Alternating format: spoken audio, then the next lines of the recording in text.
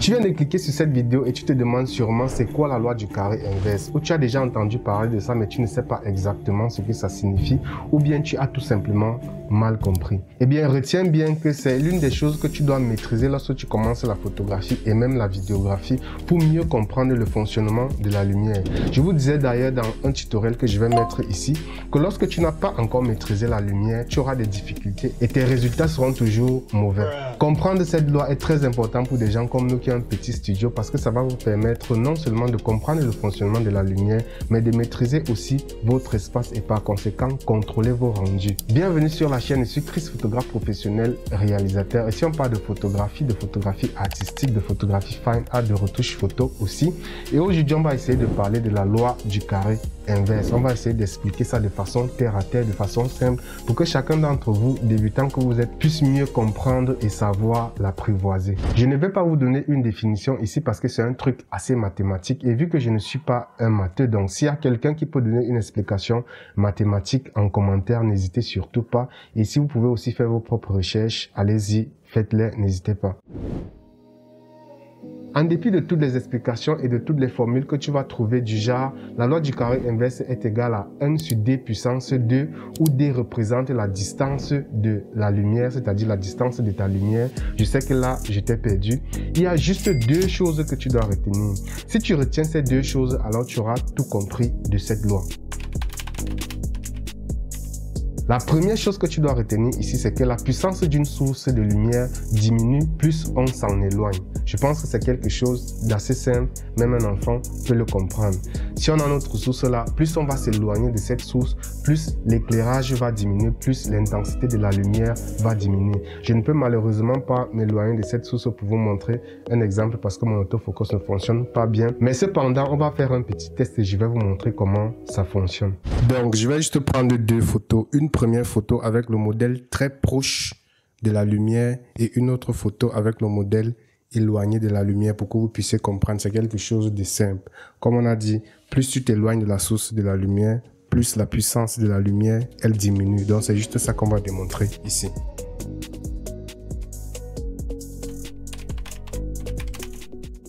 La deuxième chose que vous devez retenir ici, c'est que lorsque la distance entre votre lumière et votre sujet est doublée, la puissance sera divisée par 4.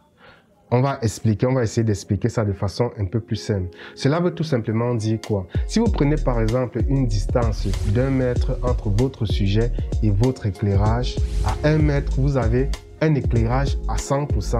Lorsque vous allez éloigner votre sujet de 2 mètres par exemple, cette puissance-là sera divisée par 4, c'est-à-dire votre sujet aura donc une puissance lumineuse égale à 25% de votre éclairage du départ.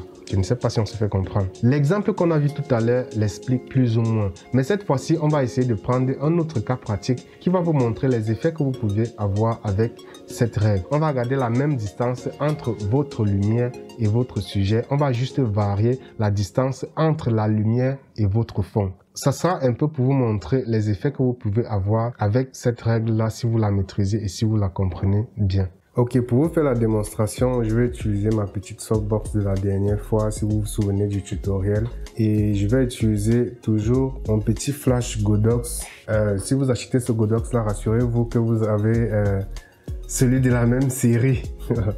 Ok, pour cette démonstration, je vais placer le flash à 1 mètre du modèle à peu près. Et on va garder exactement la même distance. Sauf que là, nous sommes un peu plus proche du fond. Là, vous pourrez voir l'effet que ça peut avoir sur le fond. Donc pour la première photo, on va garder le modèle exactement à côté du fond pour que vous puissiez voir le résultat. Mais on va garder la même distance entre le modèle et le flash. Et ensuite, on va reculer par exemple et peut-être de 2 mètres pour que vous puissiez voir entre le fond et le modèle, pour que vous puissiez voir la différence.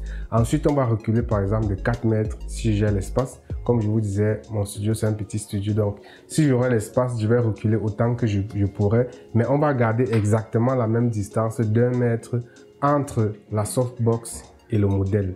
Donc on essaye de faire. J'espère que vous avez suivi ce que j'expliquais. J'explique très mal, donc j'espère que vous avez suivi. Donc on va essayer de faire ça pour que vous puissiez voir ce que ça donne.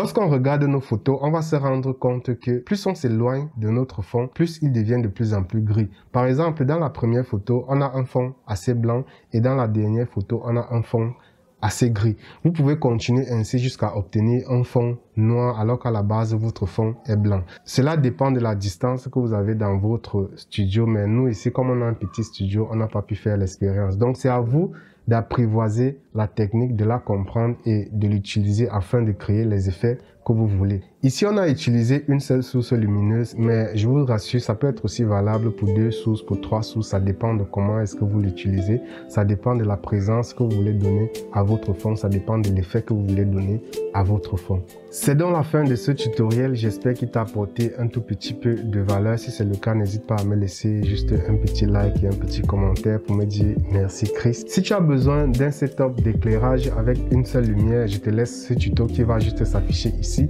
Et si tu as besoin de connaître les principes de color grading et de connaître un color grading facile, je te laisse ce tutoriel qui va juste s'afficher ici. Et moi, je te dis à la semaine prochaine. C'était Chris. Je vous adore les gars. Tchuss.